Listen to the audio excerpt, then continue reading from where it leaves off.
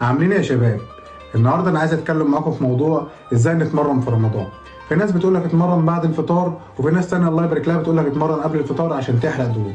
بس انا عايز اقول لك انك هتحرق دهون بس مش هتحرق دهون بس، انت هتحرق دهون وعضلات، عشان تمارين الحديد بتستهدف بشكل رئيسي مخزن طاقه اسمه الجلايكوجين، والمخزن ده بيكون شبه خلصان بسبب الصيام، فيبدا جسمك يروح يدور على مصدر تاني ياخد منه طاقه زي البروتين والعضلات، ويبدا يكسر فيهم ويطلع لك طاقه عشان تقدر تتمرن وتكمل يوم. يعني هدم عضلي. يعني الكوتش بدل ما يروح الجيم عشان يكسب عضلات او على الاقل يحافظ على المستوى اللي وصل ليه، لا بالعكس، بيروح يخسر العضلات دي.